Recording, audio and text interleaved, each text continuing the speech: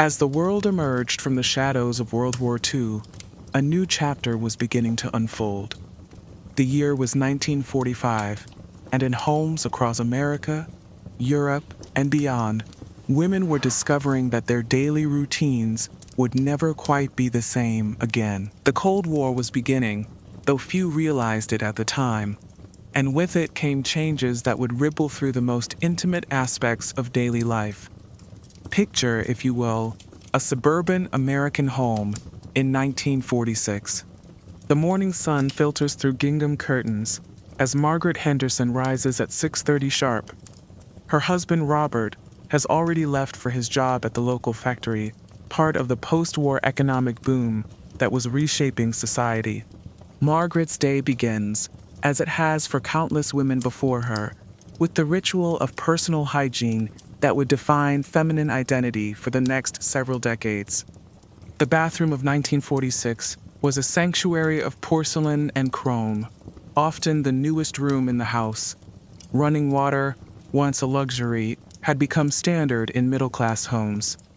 Margaret reaches for her cake of ivory soap, a brand that promised to be 99 44/100% pure. This wasn't just marketing speak.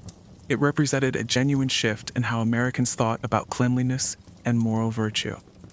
The connection between cleanliness and godliness wasn't merely metaphorical in post-war America. As the Iron Curtain descended across Europe, American families found comfort in routines that seemed to represent everything their new enemies supposedly lacked: abundance, choice, and the leisure time to maintain elaborate personal care rituals. Margaret's morning ablutions follow a pattern established by her mother, yet subtly different. Where her mother might have bathed twice a week, Margaret bathes daily. This shift wasn't merely about available hot water, though that certainly helped, but about changing social expectations. The woman of 1946 was expected to be perpetually fresh, perpetually ready for her husband's return from work, perpetually maintaining the home as a bulwark against the uncertainties of the world beyond. As she brushes her teeth with Pepsodent toothpaste, you'll wonder where the yellow went when you brush your teeth with Pepsodent. Margaret is participating in a ritual that millions of her contemporaries are performing simultaneously. The mass production and marketing of personal care products had created a kind of synchronized intimacy across the nation. Women in Portland, Oregon and Portland, Maine were using the same products, following the same routines, aspiring to the same ideals of feminine perfection. But what of women beyond America's borders? In the bombed-out cities of Europe, the reality was starkly different. In London, still bearing the scars of the Blitz, women like Elizabeth Chapman faced rationing that extended far beyond food. Soap, shampoo, even toilet paper remained scarce commodities.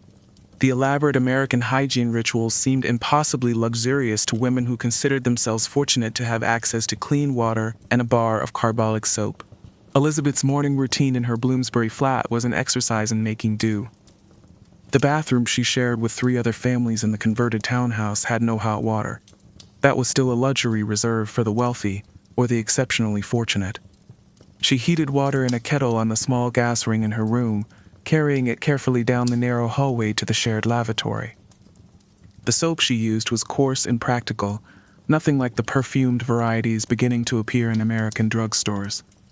Yet Elizabeth took pride in her appearance, understanding intuitively what sociologists would later document, that personal grooming served as a form of psychological armor against the uncertainties of the post-war world. Meanwhile, behind what Churchill had already begun to call the Iron Curtain, women in places like Prague and Warsaw were developing their own relationships with hygiene and daily routine.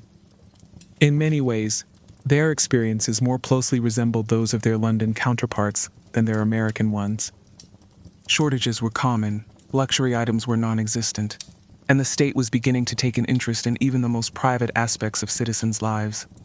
In Moscow, Anna Petrovskaya's morning routine was shaped by communist ideology in ways both subtle and profound. The products available to her, when they were available at all, bore names like Red Moscow perfume and Dawn face cream. These weren't merely products, they were statements of political affiliation, symbols of the new world that Soviet planners were attempting to create. Anna's bathroom, actually a communal facility shared with 11 other families in her comunelka, was a study in collective living.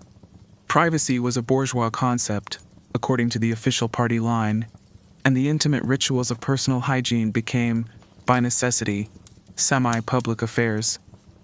This communalization of private space would have profound effects on how Soviet women thought about their bodies, their autonomy, and their place in society. Yet even in these constrained circumstances, women found ways to express individuality through their hygiene routines. A particular way of braiding the hair, a carefully hoarded lipstick saved for special occasions, a bar of soap traded for precious tea leaves. These small acts of self-care became forms of resistance against a system that sought to standardize every aspect of human experience. As 1946 turned to 1947, and 1947 to 1948, these parallel yet divergent experiences of daily life began to take on political significance.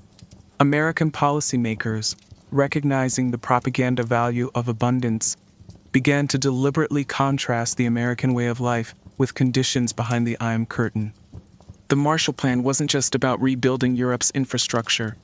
It was about demonstrating that the capitalist system could deliver not just necessities, but luxuries, comfort, and choice. The humble tube of lipstick became a symbol of freedom. The daily shower became a marker of civilizational superiority.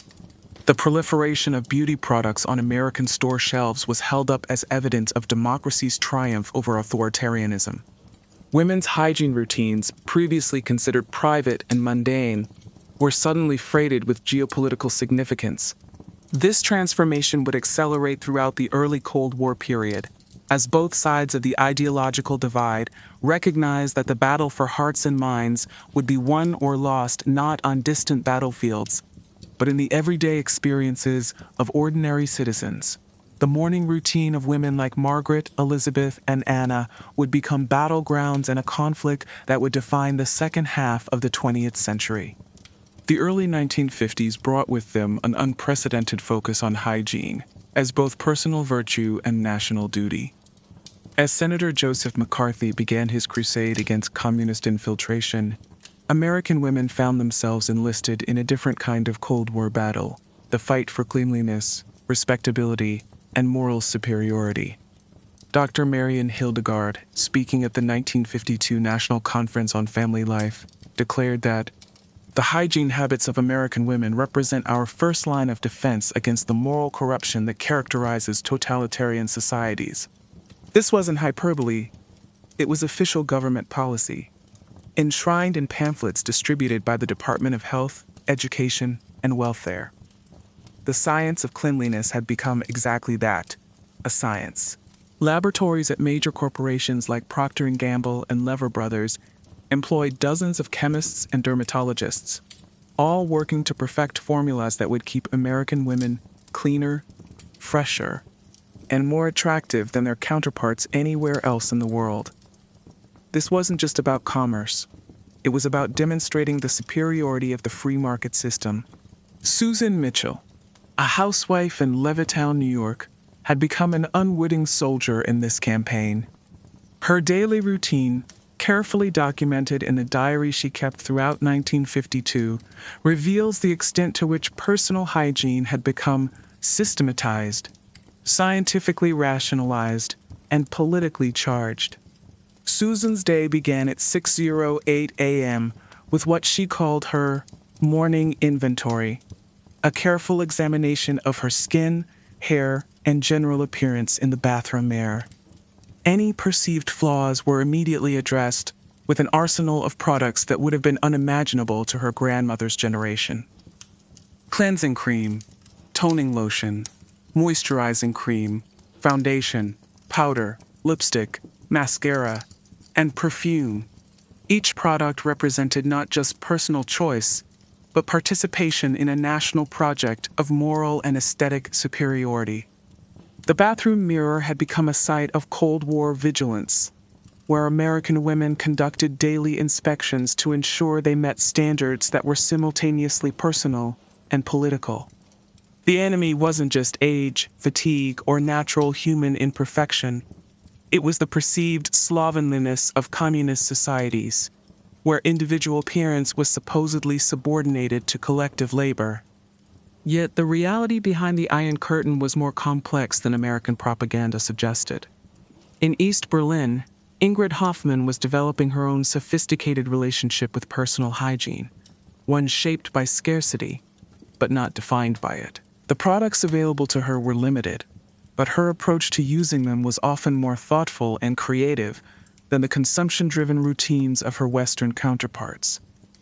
Ingrid made her own face cream from ingredients carefully hoarded over months: beeswax from a friend who kept bees, lanolin traded for vegetables from her small garden plot, rosewater distilled from flowers grown on her windowsill. This wasn't primitive compared to mass-produced American products. It was artisanal, personalized, and connected to a tradition of domestic chemistry that stretched back centuries. The irony was that while American women were being encouraged to purchase their way to hygiene perfection, women in communist countries were often forced to rediscover traditional knowledge and skills that their grandmothers had possessed. The shortage of manufactured goods led to a renaissance of home-based production that would later be romanticized by environmental movements in the West. Meanwhile, the scientific establishment was beginning to document the psychological effects of these different approaches to personal care. Dr. Ruth Hartley, conducting research at Columbia University's Peters College, found that women who followed elaborate hygiene routines reported higher levels of self-confidence and social acceptance. But she also noted troubling trends: increased anxiety about natural bodily functions, compulsive behaviors around cleanliness, and a growing disconnection from their own physical sensations. The medicalization of hygiene was proceeding at breakneck pace. What previous generations had considered normal human variation, different skin types, hair textures, body odors, were increasingly being pathologized and treated as problems requiring professional intervention. The rise of the deodorant industry exemplified this trend. Prior to World War II, most Americans accepted that human bodies produced odors. The post-war period saw the marketing of natural scent as a social catastrophe requiring immediate chemical intervention. Women like Susan Mitchell found themselves applying antiperspirants not just under their arms, but to their feet, behind their ears, and anywhere else that manufacturers suggested perspiration might occur. This expansion of hygiene anxiety had profound implications for women's relationship with their own bodies. The message was clear: the natural female form was inherently problematic and required constant chemical modification to be socially acceptable. This wasn't just about cleanliness, it was about control, both social and political. The communist response to this hygiene arms race was characteristically ideological. Soviet publications began arguing that excessive attention to personal appearance was a symptom of capitalist decadence, a distraction from more important collective goals. Women were encouraged to maintain clean and healthy appearances while avoiding the bourgeois vanity represented by extensive cosmetics use. Yet even in the Soviet Union, the reality was more complicated than the official line suggested. Black markets in cosmetics and personal care products flourished throughout the communist world, suggesting that the desire for beauty and self-expression transcended political systems. Anna Petrovskaya, whom we met in Moscow, carefully concealed a small collection of Western lipsticks and perfumes obtained through complex networks of trade and favor exchange that operated parallel to the official economy. The scientific language of hygiene was becoming a universal vocabulary, even as different political systems interpreted its meaning in radically different ways. Dermatologists in New York and Moscow used similar terminology to describe skin conditions and treatments, even as they worked within vastly different social and economic systems. By 1955, the daily hygiene routines of women on both sides of the Iron Curtain had become elaborate performances of political identity. American women demonstrated their freedom through consumption and choice. Soviet women showed their ideological commitment through restraint and collective consciousness. Yet in both cases, the intimate act of personal care had become deeply political, freighted with meanings that extended far beyond individual preference or comfort. This politicization of the personal would have lasting consequences. creating anxieties and expectations that would shape women's relationships with their bodies for generations to come. The Cold War was being fought not just in Berlin and Korea, but in bathrooms and bedrooms around the world, where women conducted their daily negotiations with competing visions of femininity, citizenship, and human worth. The mid-1950s marked a pivotal moment in the evolution of domestic hygiene practices. As television sets became common household fixtures and suburban development transformed the American landscape, the bathroom emerged as a kind of laboratory where new ideas about cleanliness, femininity, and social status were tested and refined. In Westchester County, New York, the Patterson family had just moved into a brand new ranch-style home. Barbara Patterson, 29 years old and mother of 2 small children, found herself the proud owner of what the real estate brochure called a complete modern hygiene center, a bathroom equipped with not 1, but 2 sinks, a separate shower stall, and built-in storage for an unprecedented array of personal care products. Barbara's morning routine in 1956 was a carefully choreographed dance between efficiency and aspiration. Rising at 6:15 a.m., she moved through what she privately called her beautification protocol, a sequence of cleansing, conditioning, and cosmetic application that took exactly 37 minutes and utilized 14 different products.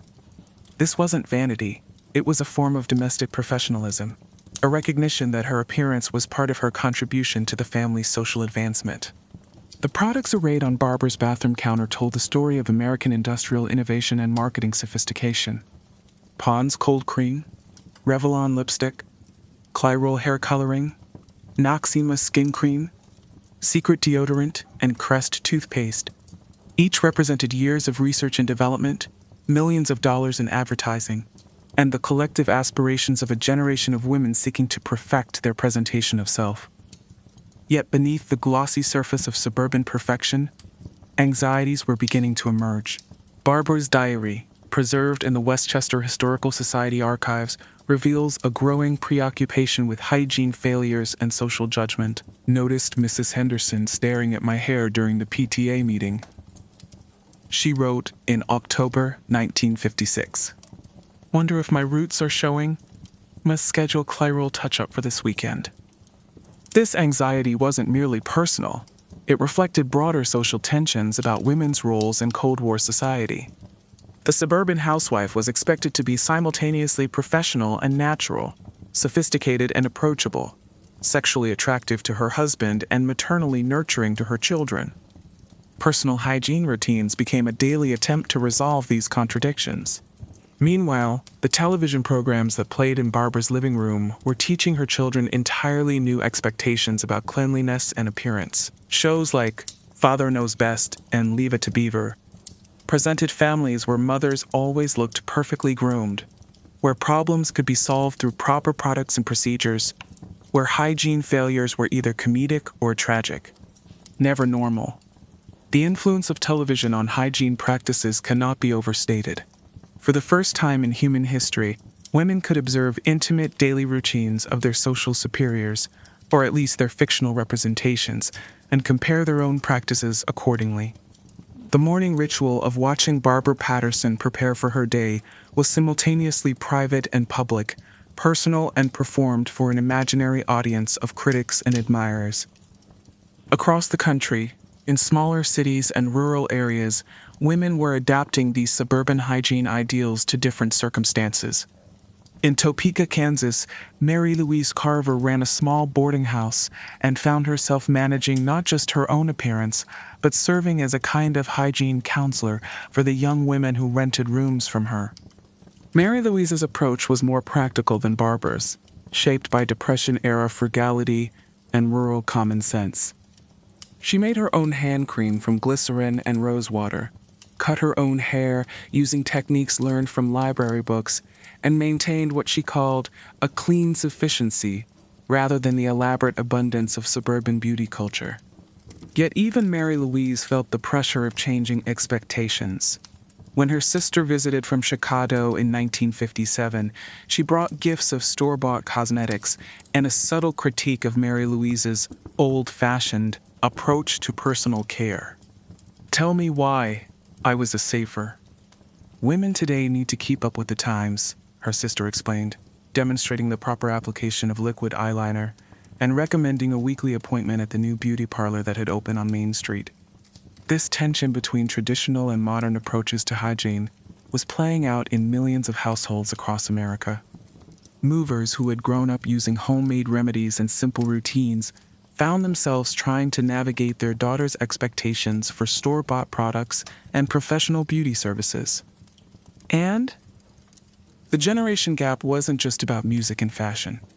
It was about fundamental assumptions regarding what constituted adequate personal care. The international implications of these domestic changes were not lost on government officials and cultural commentators. In 1957, the United States Information Agency produced a film called The American Woman for distribution overseas, featuring extended sequences of suburban housewives conducting their morning routines. The message was unmistakable. American women had achieved a level of comfort, choice, and personal freedom that was unavailable anywhere else in the world. Behind the Iron Curtain, these images were received with a mixture of fascination and skepticism. In Prague, Czechoslovakia, Helena Novakova worked as a translator for the state radio service and had access to American publications that were officially condemned but unofficially studied by government cultural analysts. Helena's own hygiene routine was shaped by different constraints and possibilities. The products available to her were functional rather than luxurious. Soap that cleaned effectively but offered little in the way of fragrance or moisturizing properties. Toothpaste that prevented decay but didn't promise whiter teeth. Shampoo that removed dirt but left hair feeling somewhat coarse. Yet Helena had developed her own forms of beauty culture, ones that emphasized skill over products, creativity over consumption. She knew how to create curl using strips of fabric instead of expensive rollers, how to make rouge from beetroot juice, how to achieve the effect of expensive moisturizer using simple combinations of olive oil and lemon juice. More importantly, Helena's approach to personal care was embedded in a different understanding of time and social obligation. Where American women like Barbara Patterson spent nearly 40 minutes each morning on appearance preparation, Helena's routine took perhaps 15 minutes, not because she cared less about her appearance, but because her social system didn't require the same level of elaborate self-presentation. This difference in temporal investment reflected deeper philosophical divisions about the role of individual appearance in social life. American hygiene culture was becoming increasingly time-intensive, requiring women to rise earlier, purchase more products, and devote larger portions of their mental energy to appearance management. The promise was greater social acceptance and personal satisfaction. The cost was a significant daily investment of time and resources. By 1960, these competing models of feminine hygiene had become central to Cold War cultural diplomacy. When Vice President Richard Nixon traveled to Moscow for his famous kitchen debate with Nikita Khrushchev, the discussion centered not just on household appliances, but on the daily routines that those appliances made possible. American women's hygiene practices were held up as evidence of capitalist prosperity. Soviet critics focused on the waste and vanity of such elaborate self-care rituals. The personal had indeed become political, but in ways that few could have anticipated. The morning mirror had become a site of international competition, where women conducted daily assessments, not just of their own appearance, but of their nation's values and priorities. The dawn of the 1960s brought with it a scientific revolution in personal care that would fundamentally alter women's relationships with their bodies. In laboratories across America and Europe, chemists were developing new formulations that promised to solve age-old problems of human grooming, while marketing departments crafted messages that transformed personal hygiene from routine maintenance into scientific self-improvement. Dr. Patricia Milliken, working at the Lever Brothers Research Facility in Edgewater, New Jersey, was part of a team developing what would become known as scientific beauty. Their laboratory, a gleaming temple of stainless steel and precision instruments, represented a new approach to cosmetics that emphasized measurable results over traditional remedies. We're not just making women more attractive, Dr. Milliken explained in a 1962 interview with Modern Beauty magazine. We're solving dermatological problems that have plagued humanity for centuries. We're using the same scientific methods that put satellites in orbit to understand how skin functions and how we can optimize its performance. This language of optimization and performance was becoming central to how Americans thought about personal care. The body was increasingly conceptualized as a machine that could be fine-tuned, upgraded, and improved through the application of proper products and procedures. Women's hygiene routines were becoming more complex and specialized, with different products for different times of day, different seasons, and different life circumstances. In suburban Chicago, Jennifer Walsh had embraced this scientific approach to beauty with the enthusiasm of a convert. Her bathroom cabinet in 1963 contained 47 different products, each designed for a specific function: cleansing, toning, moisturizing, protecting, correcting, and enhancing. Her morning routine had evolved into what she called, quote, BBB, systematic self-care, a carefully sequenced protocol that took nearly an hour to complete. Jennifer's approach wasn't unusual. Across middle-class America, women were adopting increasingly elaborate hygiene regimens that required significant investments of time, money, and mental energy. The promise was scientific precision in the pursuit of beauty. The reality was often confusion and anxiety as women struggled to master constantly changing recommendations from beauty experts and product manufacturers. The complexity of these new routines was particularly challenging for working women, who were entering the workforce in increasing numbers throughout the early 1960s. Carol Martinez, a secretary at an insurance company in downtown Los Angeles, found herself waking at 5:30 a.m. to complete her beauty preparations before catching the bus to work. Sometimes I feel like I need a degree in chemistry just to understand all these products, Carol confided to her diary in January 1964. The sales lady at Billick spent 20 minutes explaining the difference between day cream and night cream, and I still don't really understand why I need both. But all the other girls at work use them, so I guess I have to keep up. This pressure to keep up was intensifying throughout the period, driven partly by the proliferation of beauty advertising and partly by the increasing visibility of groomed, polished women in popular culture. Television actresses, fashion models, and even politicians' wives were setting new standards for feminine presentation that required professional-level expertise in cosmetics application and hairstyling. The international dimension of this beauty arms race was becoming more apparent as travel and communication improved. American women visiting Europe in the early 1960s often reported that their European counterparts seemed more naturally elegant, less dependent on extensive product use. This perception led to a vogue for European beauty approaches that emphasized quality over quantity, sophistication over elaboration. Yet the reality of European women's lives was often quite different from American perceptions. In London, Sarah Pemberton worked as a shop assistant in Knightsbridge and spent nearly as much time on her morning routine as her American counterparts, but with products that were generally more expensive and less available. British beauty culture in 1963 was characterized by a tension between traditional restraint and modern ambition. Sarah's mother had taught her to value natural beauty and to be suspicious of painted women, yet Sarah's workplace required a level of grooming that was impossible to achieve without significant cosmetic intervention. Another says I look like a tart with all this makeup. Sarah wrote to her friend in Manchester, "But if I don't wear it, the customers treat me like I'm some kind of scrub woman. It's impossible to win."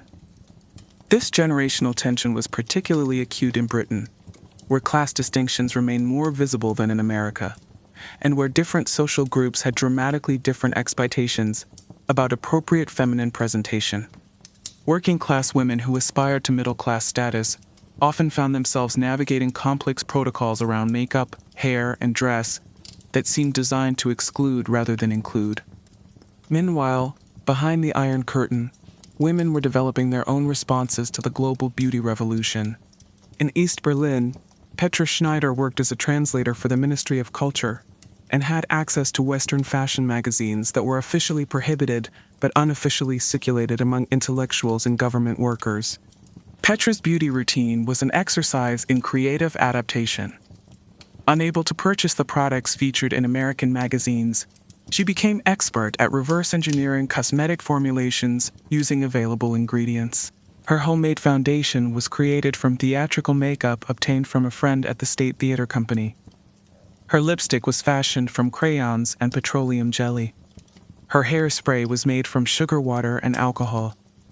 This creativity wasn't just personal, it was political. By recreating Western beauty looks using Eastern Bloc materials, Petra was engaging in a subtle form of cultural resistance, asserting her right to participate in global beauty culture despite official disapproval.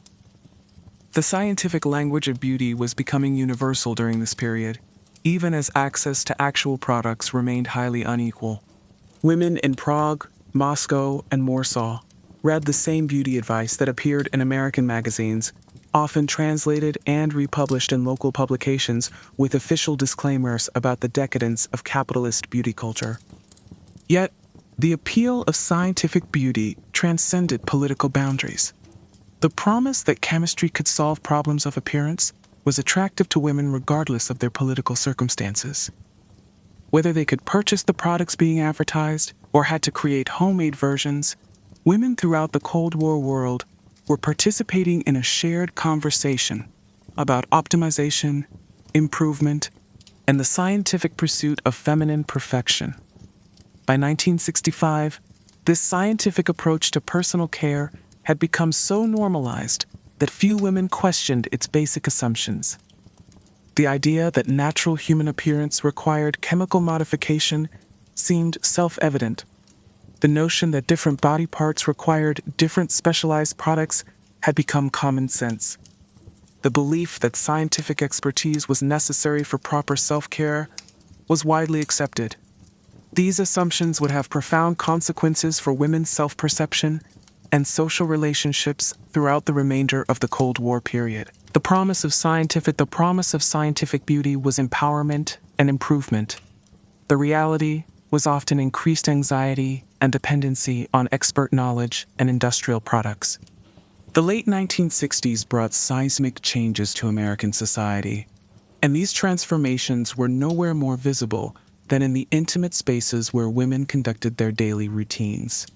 The bathroom, that private sanctuary of hygiene and self-presentation, became a battleground where competing visions of femininity, authenticity, and social rebellion played out in the most personal terms. Linda Morrison, a 23-year-old college student at Berkeley in 1967, found herself questioning everything about her appearance routine that had seemed natural and necessary just a few years earlier. The elaborate regimen of cleansing, conditioning, and cosmetic application that her mother had taught her and that she had faithfully followed throughout high school suddenly seemed like a form of oppression rather than self-care. Why am I spending 2 hours every morning trying to look like some advertisement? Linda wrote in her journal in October 1967. Why do I need 14 different products just to be acceptable in public? Who decided that women's natural faces and bodies are so disgusting that we need all this chemical intervention? These questions weren't merely personal. They were part of a broader cultural awakening that was challenging fundamental assumptions about gender, appearance, and social control. The women's liberation movement was beginning to identify personal grooming practices as political issues, arguing that elaborate beauty routines served to keep women focused on their appearance rather than their intellectual and creative potential. Yet the relationship between feminism and hygiene was more complicated than early activists initially recognized. While some women embraced a natural approach that rejected cosmetics and elaborate grooming, others argued that taking control of one's appearance was itself a form of empowerment. The bathroom became a site where these competing philosophies were tested and refined. Carol Jenkins, a secretary in downtown Detroit, found herself caught between these different approaches. Her workplace required a conventional professional appearance, makeup, styled hair, conservative dress, yet her evening activities in the city's emerging counterculture scene called for a more natural, authentic presentation. I feel like I'm living two different lives, Carol confided to her roommate in early 1968. During the day, I'm this perfectly groomed office worker, and at night, I wash it all off and try to look like a regular human being. Sometimes I don't know which version is really me. This identity confusion was widespread among young women of the period. who found themselves navigating between traditional expectations and revolutionary possibilities. The daily routine of appearance preparation became a moment of decision: conformity or rebellion, professional advancement or personal authenticity, social acceptance or individual expression. The cosmetics industry was initially slow to recognize these changing attitudes, continuing to market products with the same scientific authority and promises of perfection that had worked throughout the early 1960s. But by 1968, industry executives were beginning to understand that their traditional approaches were increasingly out of step with youth culture. The response was the development of natural product lines that promised to enhance women's authentic beauty rather than covering it up. Companies like Clinique and Origins emerged with marketing messages that emphasized healthy skincare over dramatic transformation, simple routines over complex protocols, individual beauty over standardized perfection. Yet even these natural approaches required significant product purchases and daily attention. The revolution in feminine hygiene was less about abandoning industrial beauty culture than about reforming it, creating new categories of acceptable consumption and self-care that aligned with changing social values. Meanwhile, women in other parts of the world were experiencing their own transformations in hygiene culture, often in response to American influences, but shaped by local circumstances and traditions. In London, the emergence of swinging London fashion and culture was creating new possibilities for feminine self-expression that challenged both traditional British Reserve and American commercial beauty culture. Margaret O'Brien, working as a fashion photographer's assistant in Chelsea, found herself at the center of a beauty revolution that emphasized creativity over convention, experimentation over expertise. The models she worked with were creating looks that combined high fashion with street style, expensive products with drugstore finds, professional makeup techniques with amateur innovation. The old rules don't apply anymore. Margaret wrote to her sister in Dublin in May 1968. You can wear false eyelashes with no other makeup, or bright red lipstick with completely natural hair, or mix different foundations to create colors that don't exist in nature. It's like we're all becoming artists of ourselves.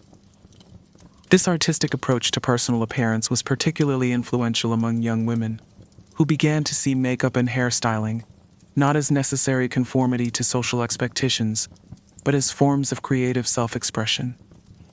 The bathroom mirror became a canvas where different identities could be explored and different versions of self could be tested. The political implications of these changes extended far beyond individual choice. In communist countries, where official ideology continued to emphasize collective values over individual expression, the emerging global youth culture presented both opportunities and challenges for women seeking to assert their personal autonomy.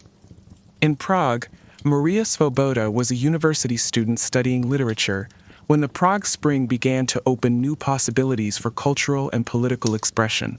Her approach to personal hygiene and appearance became a way of participating in the broader movement for democratization and cultural freedom. Maria's bathroom routine in 1968 was an act of quiet rebellion.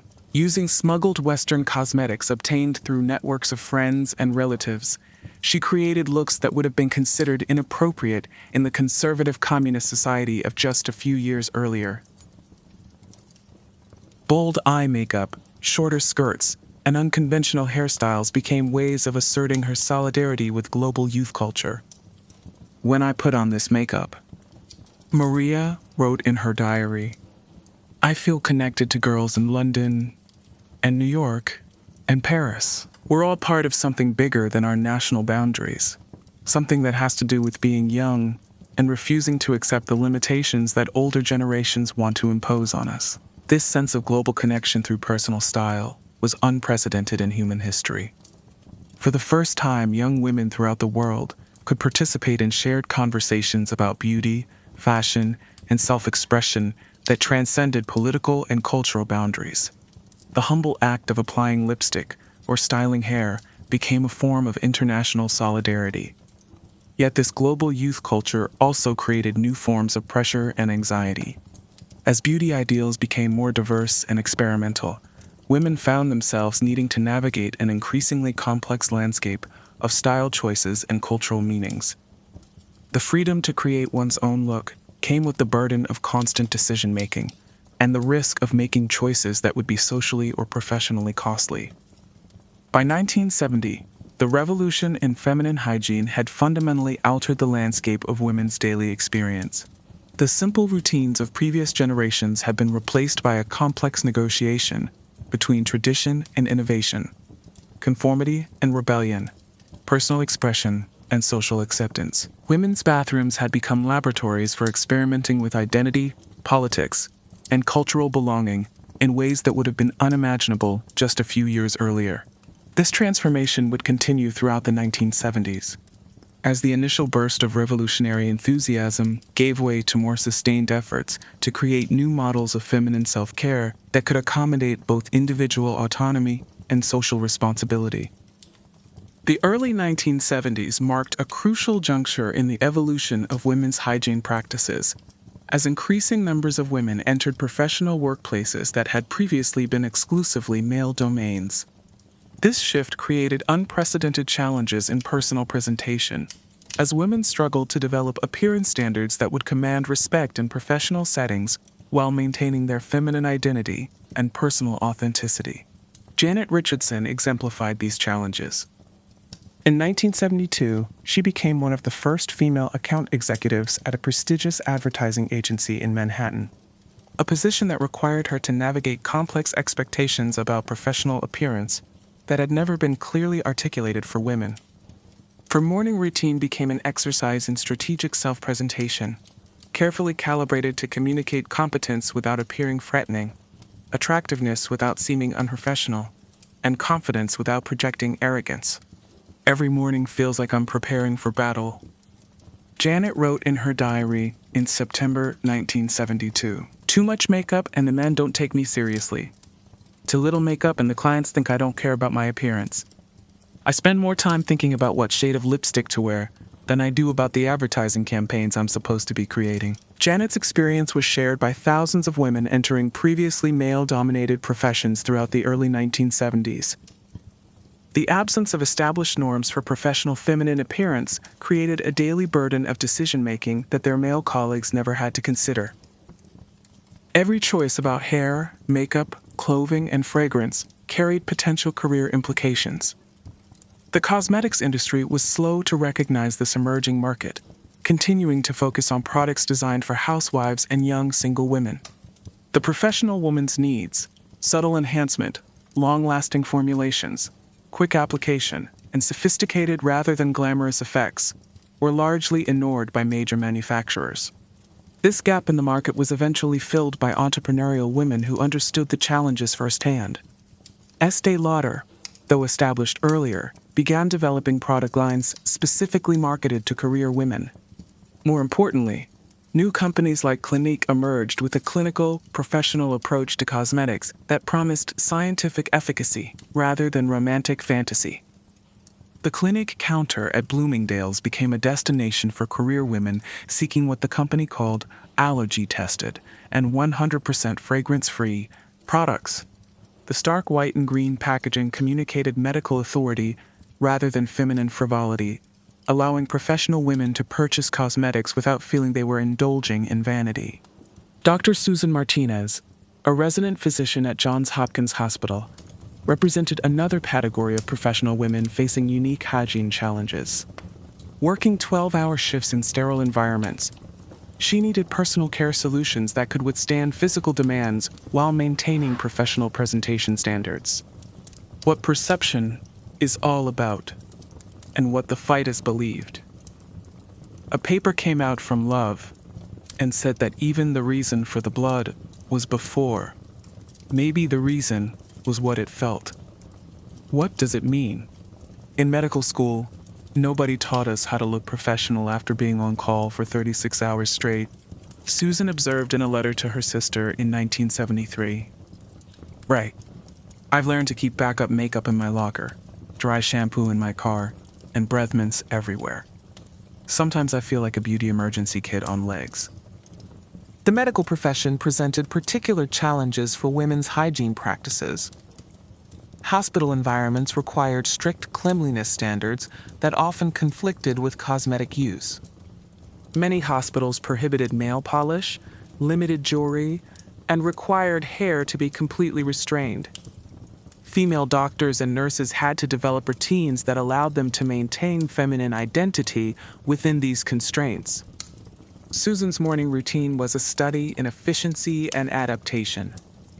She used waterproof mascara that could survive surgical procedures, foundation formulated to remain stable under surgical masks, and hair products that would maintain hold under surgical caps.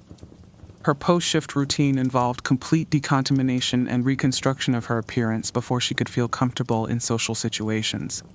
Meanwhile, the broader cultural conversation about feminine hygiene was becoming increasingly politicized. The women's liberation movement was developing sophisticated critiques of beauty culture that went beyond simple rejection of cosmetics to examine the economic and psychological functions of elaborate grooming routines. The Boston Women's Health Book Collective, working on what would become Our Bodies, Ourselves, conducted extensive research into the health effects of common personal care products.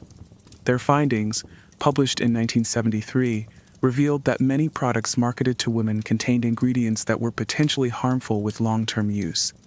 We discovered that the average American woman absorbs approximately 4 pounds of cosmetic chemicals through her skin each year, reported collective member Barbara Seaman. Nobody has studied what these chemicals do to our bodies over decades of use.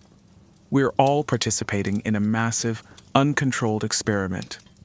These health concerns added another layer of complexity to women's daily grooming decisions. Reading ingredient labels became a new skill that many women felt compelled to develop. Natural and organic products, previously available only in health food stores, began appearing in mainstream cosmetics departments. Hypoallergenic. This shift toward health-conscious beauty created new categories of products and new daily routines. Women like Janet Richardson found themselves spending additional time each morning, reading labels, researching ingredients, and making choices based on health considerations as well as aesthetic ones. The international dimension of these changes was particularly interesting during this period. American women traveling to Europe often reported that European women seemed less concerned with the health implications of cosmetic use and more focused on quality and effectiveness. This led to a vogue for European products, which were perceived as more sophisticated and less chemical dependent. Marie-Claire Dubois, a Parisian secretary working for an American multinational corporation, provided an interesting counterpoint to American beauty anxieties. Her morning routine, documented in letters to her American pen pal, revealed a different philosophy about personal care that emphasized quality over quantity and tradition over innovation. American women seem so worried about their cosmetics, Marie-Claire wrote in 1974. They read every ingredient like they are pharmacists. French women had been using the same products for generations. We trust our mothers and grandmothers more than we trust laboratory scientists. This cultural difference reflected deeper philosophical divisions about the relationship between tradition and progress, natural and artificial, individual choice and collective wisdom. American women were increasingly expected to become experts in cosmetic chemistry, while European women often relied on inherited knowledge and established practices. Behind the Iron Curtain, women were experiencing their own version of these dilemmas. In Moscow, Dr. Irina Volkov worked as a research chemist and had access to both official Soviet cosmetics and smuggled Western products. Her comparative analysis, recorded in detailed diaries that later became valuable historical documents, revealed the extent to which cosmetic quality had become a marker of political systems' effectiveness. Soviet lipstick lasts perhaps 2 hours and comes in only 3 colors, all of which look the same on most women. Irina wrote in 1973, "American lipstick stays on all day and comes in dozens of shades that actually look different." This seems like a small thing, but when you multiply it by every product that touches a woman's body every day, you begin to understand why people question the efficiency of our economic system. The daily experience of using inferior personal care products became a form of political education for many women in communist countries. The contrast between what was available and what was possible, as demonstrated by Western products, created ongoing dissatisfaction that extended far beyond personal grooming to fundamental questions about economic and political organization. By 1975, the professional woman's dilemma had become a central concern of feminist discourse, corporate marketing, and international cultural exchange. Women throughout the developed world were grappling with similar questions about how to present themselves professionally while maintaining personal authenticity and health consciousness. The bathroom mirror had become a site of complex negotiations between competing values and expectations. The simple question, "How should I look today?" had expanded to encompass issues of career advancement, political identity, health consciousness, cultural belonging, and personal authenticity that would have been unimaginable to previous generations. The latter half of the 1970s witnessed a revolutionary transformation in how women understood and utilized fragrance as part of their daily hygiene routines. What had once been a simple application of perfume or cologne evolved into a complex olfactory strategy that involved layered scenting, coordinated product lines, and sophisticated understanding of how fragrance interacted with personal chemistry and social environments. Dr. Annabelle Crawford, working as a perfumer for International Flavors and Fragrance in New Jersey, was at the forefront of developing what the industry called lifestyle fragrance. Scents designed not just to be beautiful, but to communicate specific messages about the wearer's personality, profession, and social aspirations. But it's not limited to me, and failing to find myself inflicting upon the line. We're not just creating pleasant smells. Dr. Crawford explained in a 1977 interview with Cosmetics and Toiletries magazine. I recapture all my souls and letters from the waves of the world. Sorry, Petra. We're developing olfactory signatures that allow women to project different aspects of their identity throughout the day. Morning scents for professional confidence, afternoon scents for social interaction, evening scents for romantic appeal. It's like having a wardrobe for your sense of smell. This conceptual shift from perfume as luxury to fragrance as communication tool had profound implications for women's daily routines. Patricia Williams, a marketing executive in Chicago, had embraced this new approach to scenting with the enthusiasm of a convert. Her bathroom cabinet, in 1978, contained 17 different fragrance products: perfumes, colognes, body sprays, scented lotions, and fragrant soaps, each selected for specific times, occasions, and desired effects. Patricia's morning scenting routine was as carefully planned as her choice of clothing. Light, citrus-based scents for important business meetings, conveying competence and alertness. Floral fragrances for lunch meetings with female colleagues, suggesting approachability and warmth. Woody, sophisticated scents for after-work social events, communicating maturity and reliability. I've learned that scent is a form of nonverbal communication, Patricia wrote in her journal in March 1978. People form impressions about you within the first few seconds of meeting, and fragrance is part of that impression. I want to make sure I'm sending the right message. This strategic approach to fragrance use reflected broader cultural shifts in how Americans thought about personal presentation and professional success. The self-help movement of the late 1970s had popularized the idea that individual achievement was largely a matter of mastering the right techniques and strategies. Fragrance use became another skill that ambitious women felt compelled to develop. The scientific study of olfaction was advancing rapidly during this period, providing new understanding of how scent affected mood, memory, and social perception. Research conducted at Memorial Sloan Kettering Cancer Center revealed that certain fragrances could measurably alter brain chemistry, reducing stress hormones and increasing confidence-related neurotransmitters. These findings were quickly incorporated into marketing messages for fragrance products. Women were told that wearing the right scent could literally change their brain chemistry, making them more confident, more attractive, more successful. The humble act of applying perfume was reframed as a form of psychological self-medication. Dr. Rachel Cohen, a psychiatrist practicing in New York City, began incorporating fragrance therapy into her treatment of patients suffering from depression and anxiety. Her clinical notes from 1979 document remarkable improvements in patient mood and self-confidence following structured programs of therapeutic scent use. Sarah M. reports that wearing jasmine-based fragrance to job interviews makes her feel more like herself. Dr. Cohen recorded, "I was wondering why I had first said that the courage was falling between the fire and the sound of the park, of the reason that the fire was falling." She attributes her recent promotion partly to increased confidence that she associates with her fragrance ritual. While this may be largely psychological, the practical results are undeniable. The psychological dimension of fragrance use was particularly important for women navigating the challenges of professional advancement and social change. Many women reported that developing signature scents helped them feel more confident and authentic during a period when traditional feminine roles were being rapidly redefined. The international fragrance trade was also evolving during this period, as improved transportation and communication made exotic ingredients more widely available.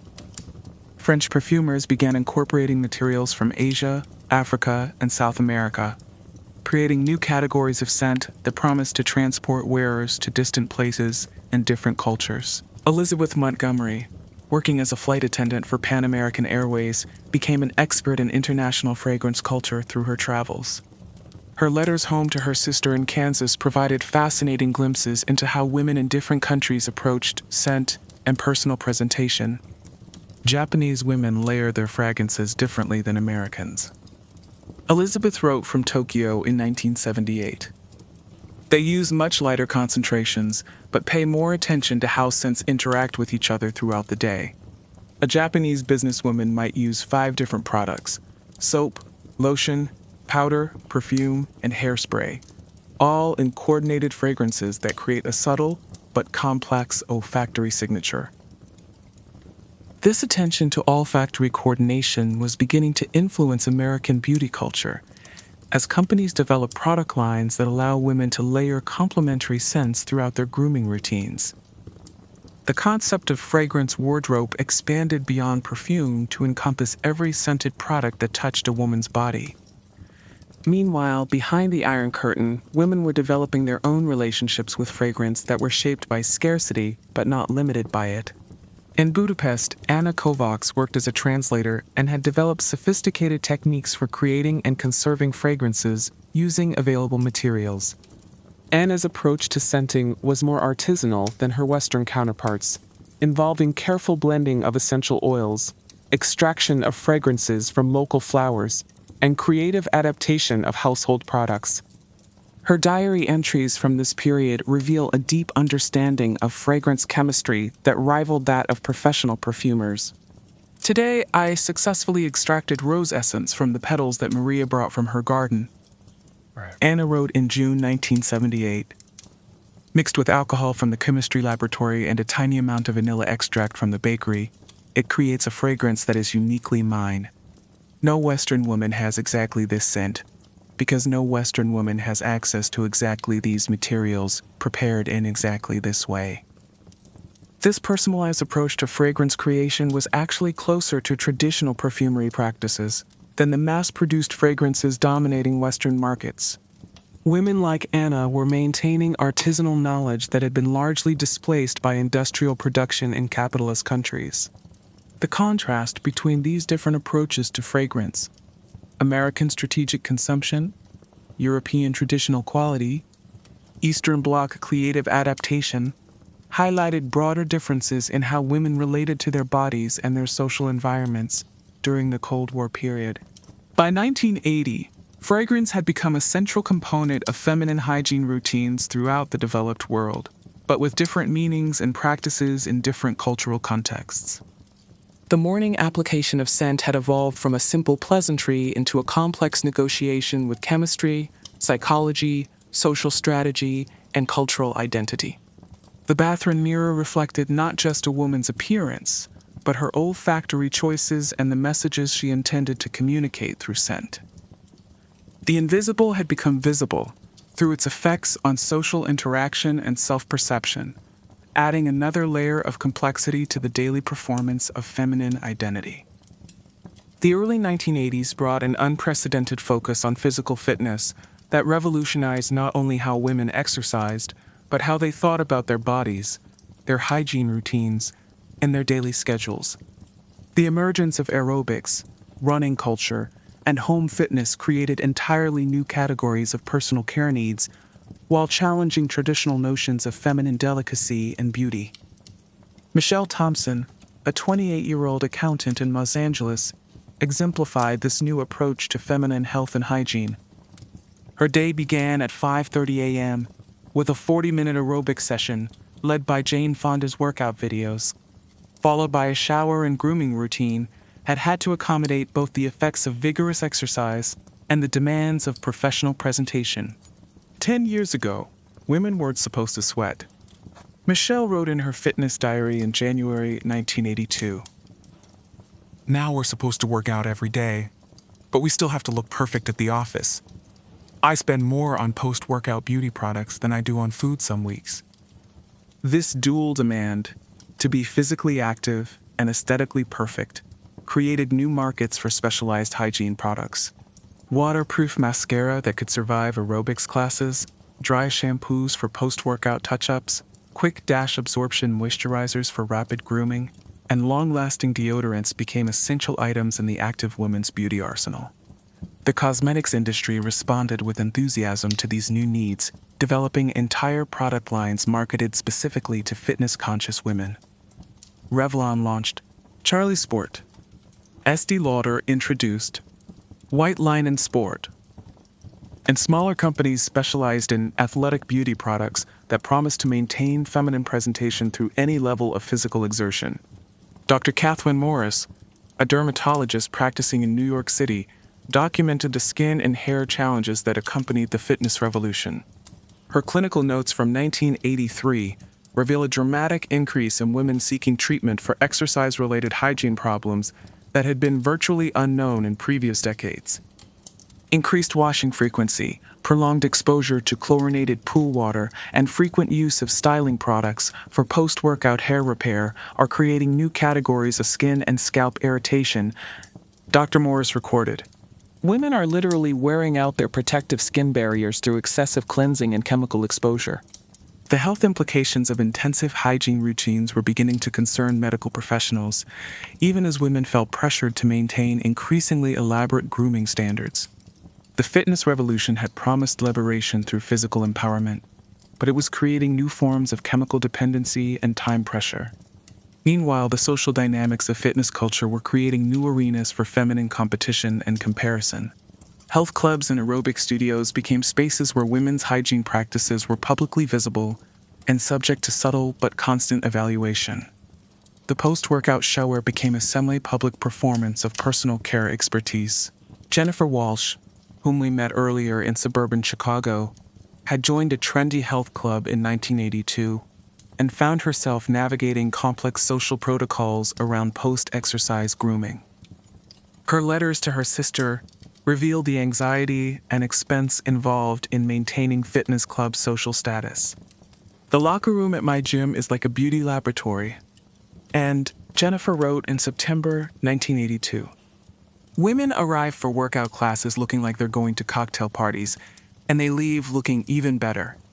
I've had to completely upgrade my post-workout products just to fit in. It's exhausting. This phenomenon of competitive grooming in fitness environments is the most important environment in the United States, where health club membership served multiple functions as social networking and romantic opportunity.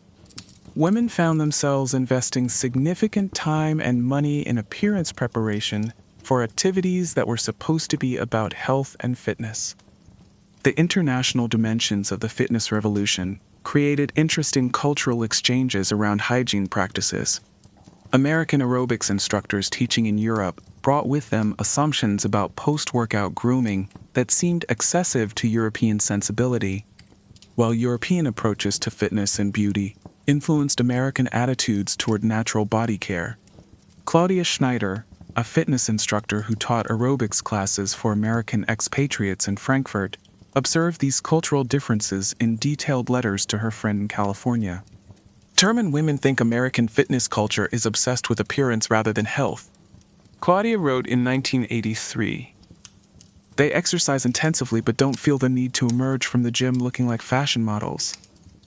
They're more concerned with how their bodies feel than how they look to others. This cultural difference reflected deeper philosophical divisions about the purpose of exercise and the relationship between physical activity and feminine presentation. American fitness culture was becoming increasingly commercialized and appearance-focused, while European approaches often emphasized health, enjoyment, and functional capability. Behind the Iron Curtain, women were developing their own fitness practices that were shaped by different ideological and practical constraints. In Moscow, Svetlana Petrov participated in state-sponsored gymnastics programs that emphasized collective achievement rather than individual appearance enhancement. Svetlana's approach to post-exercise hygiene was necessarily minimal, given the limited availability of specialized beauty products. Her diary entries reveal creative adaptations and a different understanding of the relationship between physical activity and feminine identity. Western women seem to think that exercise requires elaborate preparation and recovery routines. Svetlana wrote in 1984, "Soviet women exercise to be strong and healthy, not to look like advertisements. We wash with soap and water, braid our hair, and get on with more important activities." This ideological critique of Western fitness culture contained insights that were often overlooked in capitalist countries. The commercialization of exercise had indeed created new forms of consumption and social pressure that sometimes contradicted the health benefits that fitness was supposed to provide. The scientific study of exercise physiology was advancing rapidly during this period, providing new understanding of how physical activity affected skin, hair, and overall hygiene needs. Research conducted at Stanford University revealed that regular exercisers had different bacterial populations on their skin, different patterns of oil production, and different requirements for cleansing and moisturizing. These findings led to the development of increasingly specialized products designed for different types of exercise, different skin types, and different environmental conditions. The simple soap and water routines of previous generations were being replaced by complex protocols that required professional-level knowledge of chemistry, physiology, and product compatibility. By 1985, the fitness revolution had fundamentally altered the landscape of feminine hygiene practices. Women throughout the developed world were navigating new relationships between physical activity and personal presentation, health goals and appearance standards, individual empowerment, and social conformity. The morning mirror reflected not just a woman's static appearance, but her athletic achievements, her recovery strategies, and her ability to maintain feminine presentation through increasingly demanding physical regimens. The bathroom had become a training facility where women prepared for and recovered from daily battles with their own bodies and social expectations. The latter half of the 1980s marked the emergence of the career woman as a dominant cultural archetype, embodied by characters like Alexis Carrington on Dynasty, and featured prominently in films like Working Girl. This cultural shift created unprecedented demands for personal presentation that could communicate authority, competence, and femininity simultaneously. A complex balancing act that required entirely new approaches to hygiene and grooming. Sandra Morrison, a 31-year-old investment banker at Morgan Stanley, exemplified the challenges facing professional women during this period.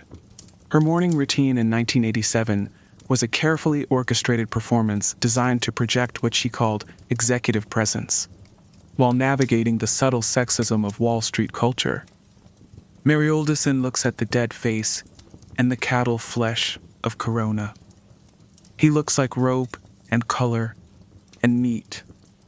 It's also a fireside and a ghost, and the love of the boat of meat.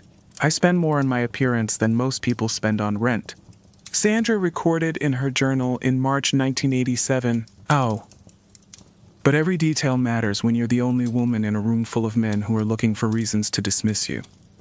My haircut costs more than some people's cars, but it's an investment in my career, not vanity." Sandra's bathroom cabinet contains 63 different products, each selected for specific professional requirements. Waterproof mascara for long days and stressful meetings, long-wearing foundation that would maintain coverage under hot television lights during client presentations, hairspray strong enough to maintain perfect styling through 14-hour workdays, and breath fresheners for close-quarter negotiations. The time investment required for this level of grooming was substantial. Sandra woke at 4:45 a.m. to complete her appearance preparation before leaving for work at 7 a.m. Her evening routine took another hour as she removed the day's cosmetic armor and prepared her skin for recovery during the brief hours before the cycle began again. Sometimes I feel like I'm maintaining two separate identities. Sandra wrote, "There's the person I am at work, perfectly groomed, completely controlled, always presentation ready. And there's the person I am at home, who just wants to wear sweatpants and not think about how I look. The transition between these two selves takes hours every day." This dual identity was a common experience for career women during the 1980s, as professional success required maintaining appearance standards that were both more demanding and more expensive than those required for traditional feminine roles. The corporate world had not adapted its expectations to accommodate women. Instead, women were expected to adapt themselves to corporate requirements. The cosmetics industry responded to these demands with increasingly sophisticated products designed specifically for the career woman market.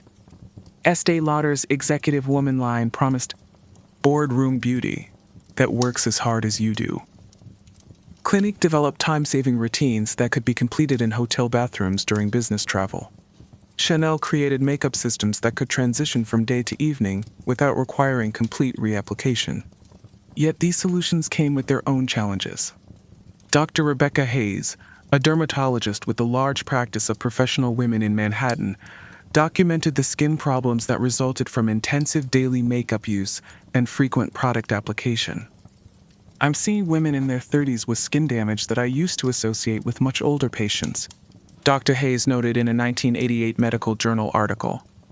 The combination of stress, long hours, artificial lighting, and heavy cosmetic use is creating premature aging and skin sensitivity issues that require medical intervention. The health costs of corporate beauty standards were becoming apparent, but individual women felt they had little choice but to accept these risks in order to maintain their competitive position in professional environments. Meanwhile, women in different industries were developing their own versions of professional presentation that reflected the specific requirements of their work environments. Dr. Patricia Chen, a surgeon at Presbyterian Hospital in New York, had to navigate medical hygiene requirements that often conflicted with feminine presentation standards. "I can't wear nail polish or jewelry in the operating room.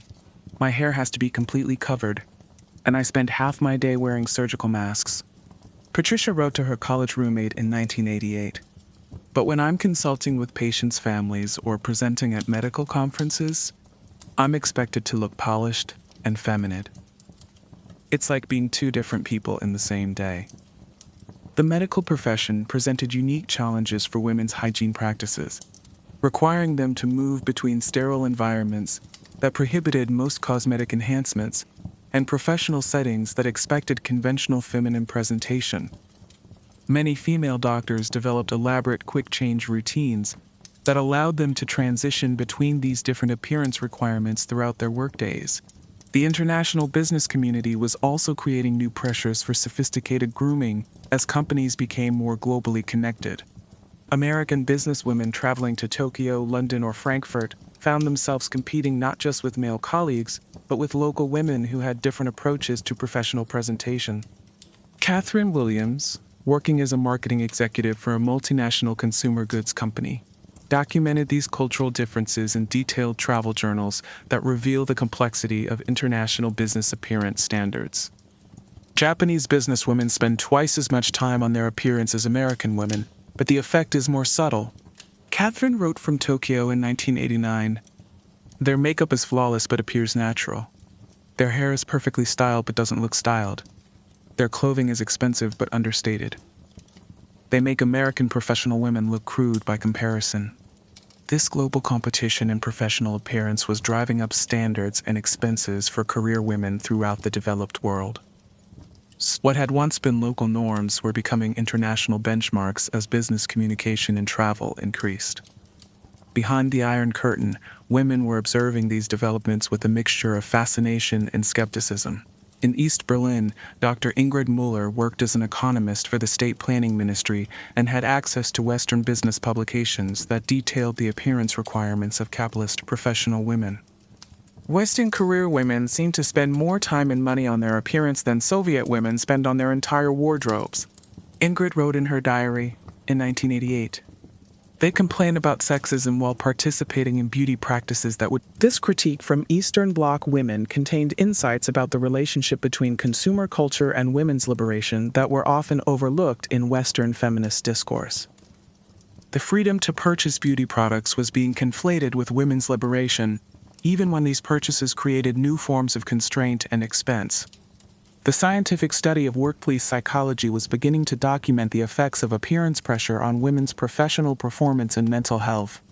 Research conducted at Harvard Business School revealed that women who spent more than 2 hours daily on appearance preparation reported higher levels of work-related stress and lower job satisfaction, despite often achieving greater professional advancement.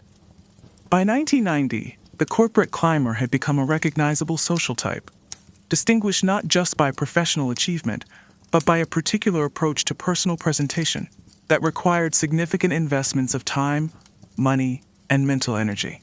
The bathroom had become a corporate training facility where women prepared for daily battles in professional environments that had not been designed to accommodate them. The morning mirror reflected not just personal appearance, but professional strategy, competitive positioning, and the complex negotiations required to succeed as a woman in male-dominated industries. The simple question of how to look had become inseparable from questions of how to succeed, how to compete, and how to maintain feminine identity while climbing corporate hierarchies. The early 1990s brought a growing environmental consciousness that began to fundamentally challenge the assumptions underlying women's hygiene and beauty practices. As scientific evidence mounted regarding the environmental impact of cosmetic manufacturing, packaging waste, and chemical runoff, many women found themselves questioning the sustainability of their daily routines for the first time.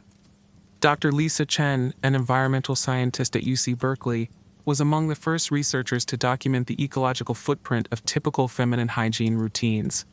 Her groundbreaking 1991 study revealed that the average American woman generated approximately 67 pounds of cosmetic packaging waste annually and used products containing over 200 different synthetic chemicals, many of which persisted in water systems and accumulated in wildlife. We're literally washing our faces with chemicals that will outlast human civilization, Dr. Chen wrote in her research notes. Every morning, millions of women are participating in an industrial process that treats the environment as a disposal system for petrochemical byproducts. It's an ecological disaster that nobody wants to acknowledge because it's so personal and private. This environmental awakening created profound anxiety for women like Rachel Morrison, a 34-year-old graphic designer living in Portland, Oregon. Her morning routine, which had evolved over 2 decades into a complex ritual involving 37 different products, suddenly seemed like an environmental crime rather than personal care.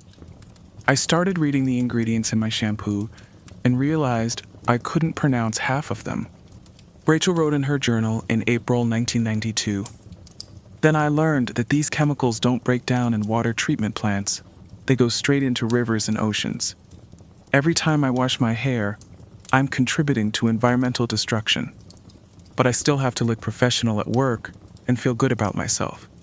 It's an impossible situation. Rachel's dilemma was shared by millions of environmentally conscious women who found themselves caught between personal appearance requirements and ecological responsibility. The beauty industry, which had spent decades convincing women that elaborate chemical routines were necessary for health and attractiveness, was suddenly faced with customers demanding natural, sustainable alternatives. The response from major cosmetics companies was initially defensive, with industry spokespeople arguing that cosmetic chemicals were safe and that environmental concerns were overblown. However, by 1993, several companies had begun developing eco-friendly product lines that promised to deliver the same results with reduced environmental impact. The Body Shop, which had been pioneering natural cosmetics since the 1970s, suddenly found itself at the forefront of a major cultural shift. Founder Anita Roddick's philosophy of profits with principles, I resonated with women who wanted to maintain their appearance routines while reducing their ecological footprint. Sorry for me as my father loved him. And he looks like everything to me. We're proving that women don't have to choose between looking good and feeling good about their environmental impact, Roddick stated in a 1993 interview. I will not. I see the life of my father. Natural ingredients can be just as effective as synthetic ones, and often much better for both your skin and the planet. This message was particularly appealing to younger women who had grown up with environmental education and were more willing to experiment with alternative approaches to beauty. College students like Jennifer Walsh, the daughter of our earlier Jennifer, were developing hygiene routines based on environmental principles rather than traditional beauty standards. My generation thinks differently about this stuff. Jennifer wrote to her mother in 1994, "We don't automatically assume that more products equal better results. Some of my friends make their own shampoo and face cream, and they look just as good as anyone else. Maybe better, because they're not constantly worried about whether their beauty routine is destroying the planet." This generational shift was creating new markets for natural and organic beauty products. But it was also reviving traditional knowledge and practices that had been displaced by industrial cosmetics.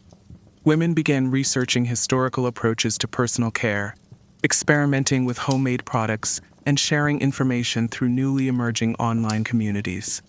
The internet, still in its early stages during this period, was becoming an important resource for women seeking alternatives to conventional beauty products. Bulletin board systems and early websites allowed environmentally conscious women to share recipes, product reviews, and philosophical discussions about sustainable beauty practices. Mary Elizabeth Thompson, a librarian in Burlington, Vermont, became an expert in historical hygiene practices through her research into environmental alternatives. Her detailed journals from this period document the learning curve involved in abandoning industrial beauty products in favor of traditional methods. It took 6 months to figure out how to wash my hair effectively with baking soda and apple cider vinegar, Mary Elizabeth wrote in 1993. My hair went through a terrible adjustment period where it was either too oily or too dry, never right. But now it's healthier than it's ever been, and I know exactly what I'm putting on my body and sending down the drain.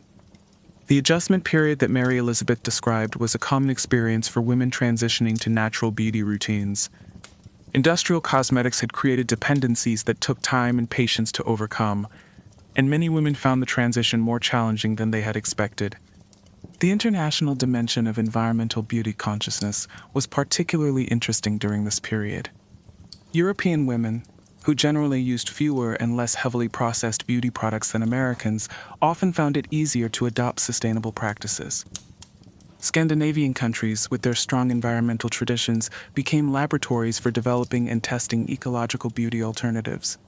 Dr. Astrid Lindgren, working as a cosmetic chemist in Stockholm, was developing formulations that could satisfy both environmental and aesthetic requirements.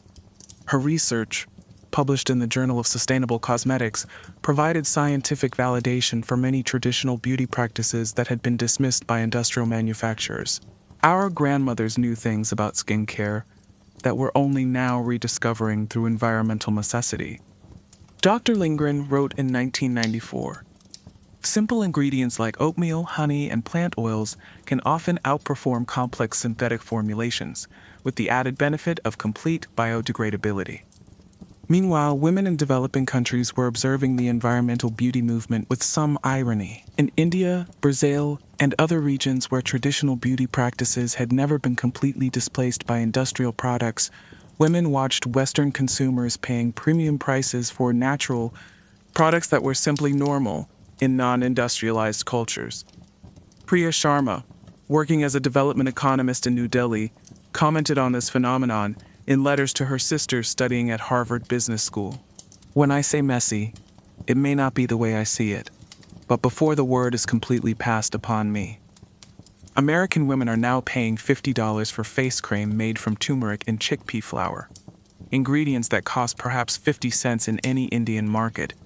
Priya wrote in 1994, I also know it seems to be possible for me practically, and what he knows is the possibility of the work that comes in mind. They're discovering the beauty secrets that Indian women never forgot, but they're having to pay Western prices for this ancient knowledge. This reverse flow of beauty knowledge from developing to developed countries represented a significant shift in global cultural patterns. For decades, Western beauty standards and products had been exported worldwide as symbols of modernity and sophistication. The environmental movement was beginning to reverse this flow, as Western women sought traditional knowledge from cultures that had maintained sustainable beauty practices. The scientific study of natural cosmetic ingredients was advancing rapidly during this period, as researchers worked to understand and optimize traditional formulations. Universities established research programs in ethnobotany and traditional medicine specifically focused on cosmetic applications. By 1995, environmental consciousness had become a significant factor in women's beauty choices, though not always the determining factor. The tension between appearance requirements and ecological responsibility continued to create anxiety and difficult choices for many women. The bathroom mirror began to reflect not just personal appearance, but environmental values and global citizenship. Women found themselves conducting daily negotiations between personal vanity and planetary responsibility, individual desires and collective welfare. The simple act of choosing shampoo had become freighted with moral and political implications that previous generations never had to consider. The latter half of the 1990s brought the widespread adoption of the internet, fundamentally transforming how women learned about, purchased, and discussed beauty and hygiene practices.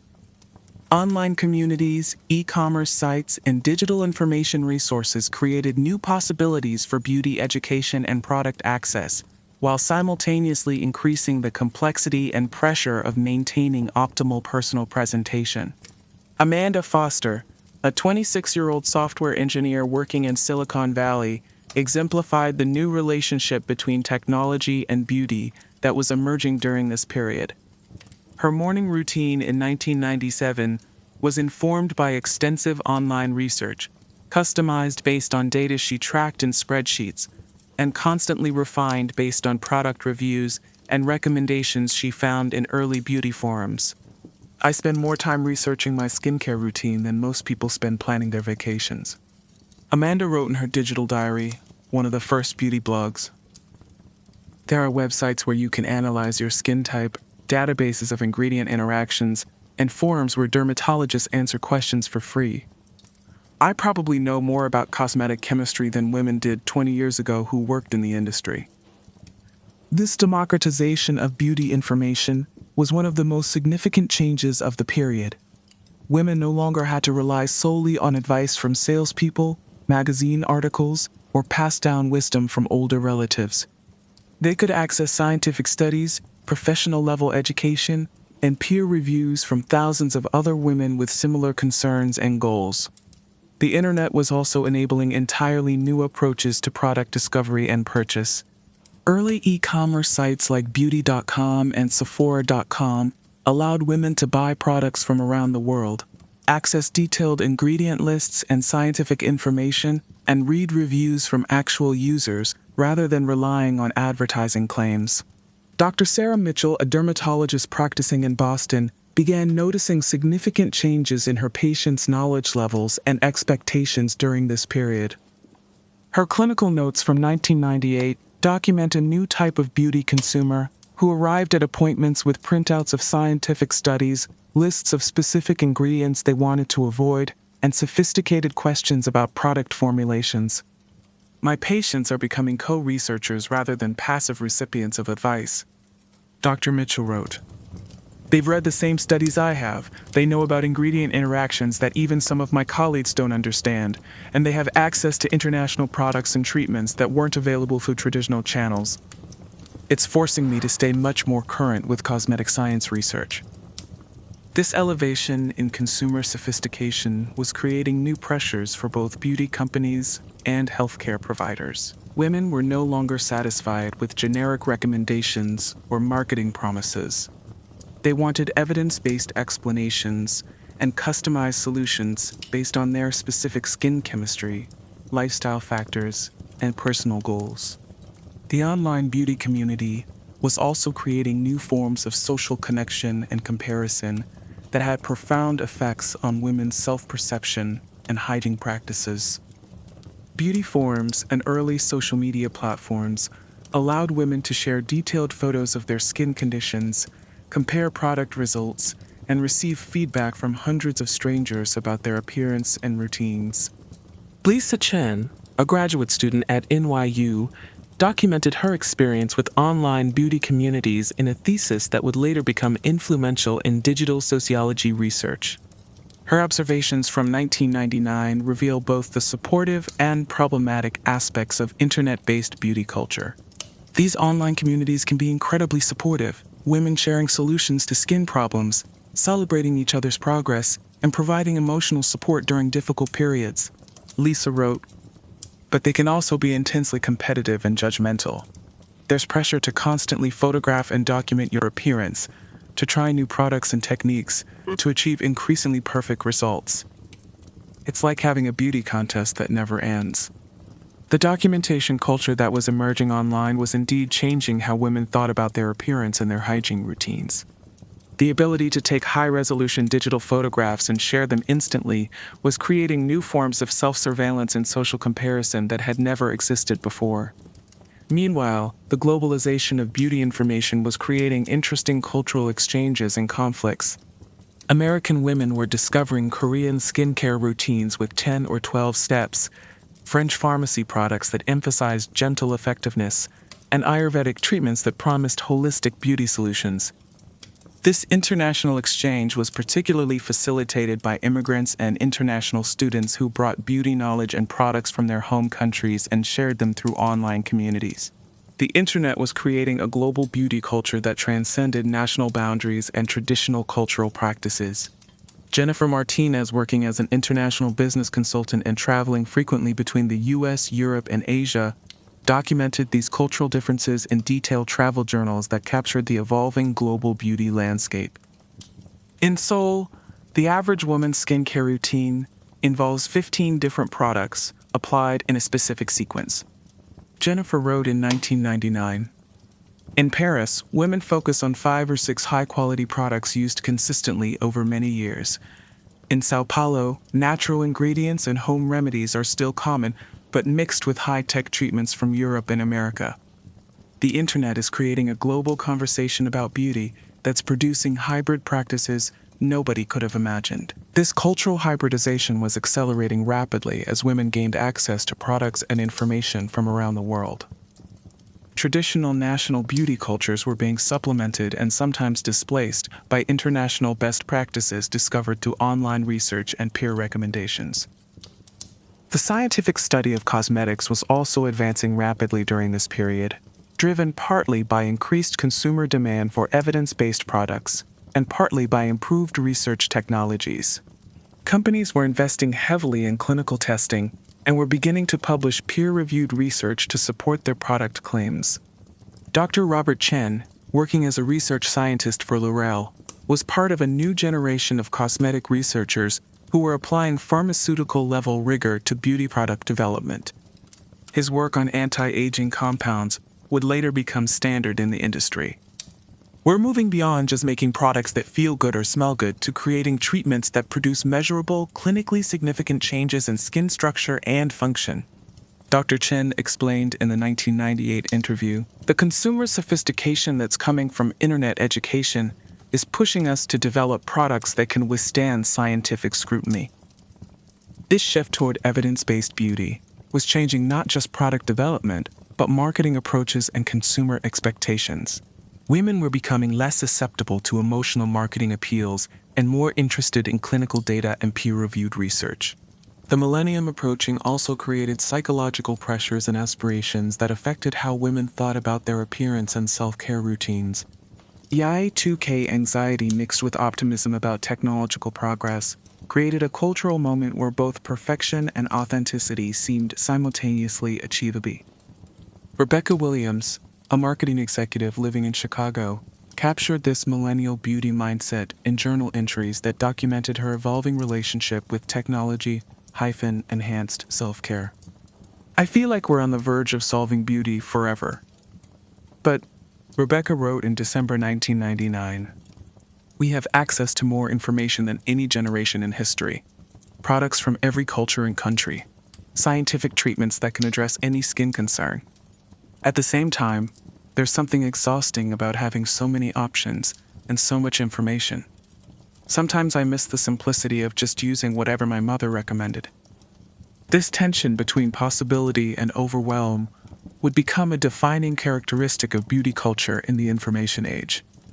The democratization of beauty knowledge had created unprecedented opportunities for optimization and customization, but it had also created new forms of anxiety and decision fatigue. By 2000, the internet had fundamentally altered the landscape of feminine hygiene and beauty practices. Women throughout the developed world were navigating new relationships between information and intuition, global trends and personal preferences, scientific evidence and cultural tradition. The bathroom mirror was now connected to a global network of information, advice, and social comparison. The simple question of how to care for one's skin had become inseparable from questions about information literacy, cultural authenticity, and technological progress.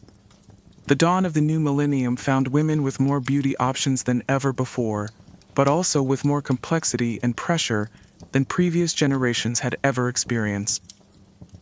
As we reach the conclusion of our journey through Cold War-era hygiene practices, we find ourselves at a unique vantage point to reflect on the remarkable transformations that have occurred over these pivotal decades. The year 2000 marked not just a new millennium, but a fundamental shift in how women understood their relationships with their bodies, their daily routines, and their place in society. Dr. Margaret Thornton, a social historian at Columbia University, spent the early 2000s conducting extensive interviews with women who had lived through the entire Cold War period.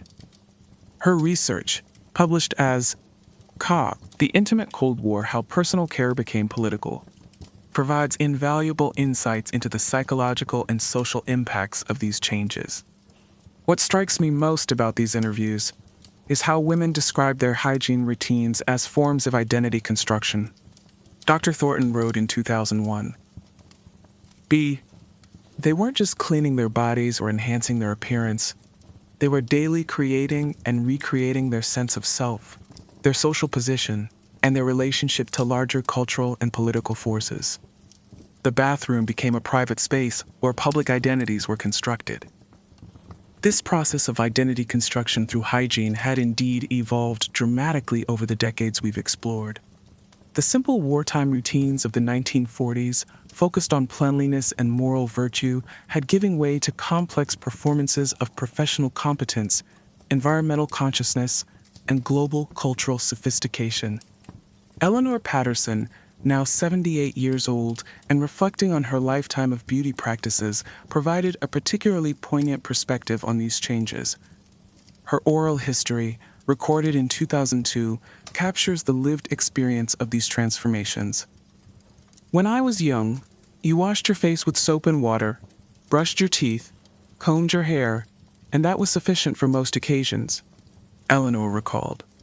"By the time I retired, I was using products I couldn't even pronounce, following routines that took an hour every morning, and worrying about chemical ingredients and environmental impacts, and whether I was sending the right professional messages.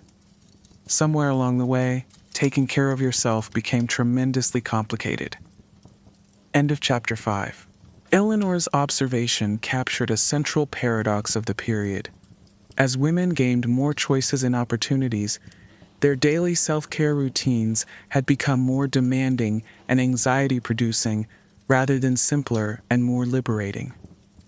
The international perspective on these changes was equally revealing. Women who had lived behind the Iron Curtain and witnessed the transition to market economies in the 1990s offered unique insights into the relationship between political systems and personal care practices. Katarina Novak, who had lived through communist rule in Czechoslovakia and then experienced the market transition, reflected on these changes in a 2003 interview with Radio Free Europe.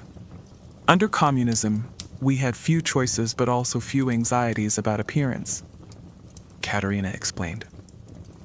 "You used what was available. You look like your neighbors.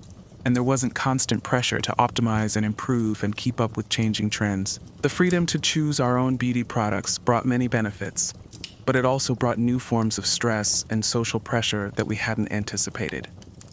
This insight, that increased choice had created new forms of constraint, was echoed by women throughout the former Eastern Bloc who had experienced both systems firsthand. The scientific understanding of hygiene and cosmetics had also evolved dramatically during this period. Research conducted in the early 2000s began to reveal the long-term health effects of decades of intensive chemical exposure through personal care products. Dr. Philippa Darbre, conducting research at the University of Reading, published groundbreaking studies showing that chemicals commonly used in cosmetics could be found in human breast tissue and might be contributing to rising rates of certain cancers. Her work raised fundamental questions about the safety of routine practices that millions of women had adopted without question. We've conducted a massive, uncontrolled experiment on the female body, Dr. Darbre stated in a 2004 lecture. For 60 years, women have been applying increasingly complex chemical mixtures to their skin every day, and we're only now beginning to understand what the cumulative effects might be. The precautionary principle suggests we should be much more cautious about what we put on our bodies. This scientific awakening was beginning to influence a new generation of women who are approaching hygiene and beauty with more skepticism and caution than their predecessors. The early 2000s saw the emergence of clean beauty movements that emphasized minimal, natural approaches to self-care. Yet even as some women were simplifying their routines, others were embracing even more complex approaches to beauty and hygiene. The rise of medical aesthetics, professional-grade treatments, and personalized beauty protocols meant that some women were investing more time and money in appearance maintenance than ever before. This divergence created new forms of social stratification, based not just on economic resources, but on different philosophies about the role of appearance in women's lives. The beauty landscape was becoming increasingly diverse and fragmented, with different groups of women pursuing dramatically different approaches to self-care. The psychological implications of these changes were profound. Research conducted by Dr. Sarah Grogan at Staffordshire University documented significant increases in appearance-related anxiety among women throughout the developed world during the 1990s and early 2000s. The expansion of choices and options in beauty culture has created what we call optimization anxiety. Dr. Grogan wrote in 2005, "Instantly, I know about the care I need, and the movement can be soft." Women feel pressure not just to look acceptable, but to continuously improve and perfect their appearance using the best available methods and products. The fear of missing out on some new treatment or technique creates chronic dissatisfaction and constant search by the fact that anyone with our parents has always been fate. This optimization anxiety was particularly acute among younger women who had grown up with multiple beauty options and high expectations for self-improvement. The generation born in the 1980s and 1990s had never known a world where basic hygiene was sufficient. They had been raised to believe that optimization and enhancement were normal aspects of female identity. As we conclude this journey through Cold War-era hygiene practices, several larger themes emerge that help us understand not just how women's routines changed, but why these changes mattered for broader social and political developments. First, the politicization of the personal. What began as simple differences in available products between East and West evolved into fundamental disagreements about the role of individual choice, consumer culture, and personal expression in human flourishing. Women's hygiene practices became symbolic of larger ideological conflicts about freedom, equality, and the good life. Second, the commercialization of identity. The expansion of the beauty industry from basic hygiene products to complex systems of identity construction created new forms of economic and social dependence. Women's sense of self became increasingly intertwined with their consumption patterns and their ability to successfully navigate commercial beauty culture. Third, the globalization of beauty standards. The Cold War period saw the emergence of the first truly global beauty culture, facilitated by improved communication, travel, and trade. Women throughout the world began participating in shared conversations about appearance and self-care that transcended national and cultural boundaries. Fourth, the medicalization of normalcy. The period witnessed an expansion of what was considered problematic about the natural female body, as pharmaceutical and cosmetic companies identified new conditions requiring intervention and improvement. Normal human variation became pathologized and commercialized. Finally, the democratization of expertise.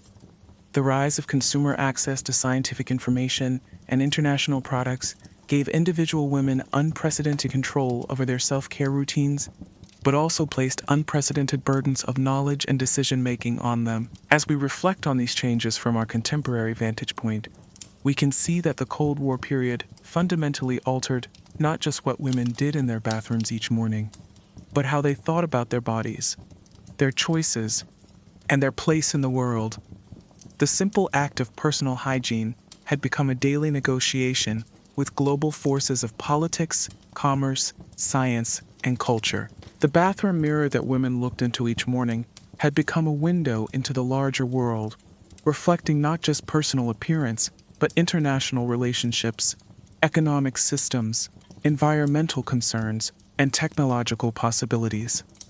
The intimate had indeed become global, and the global had become intimate in ways that continue to shape women's experiences today.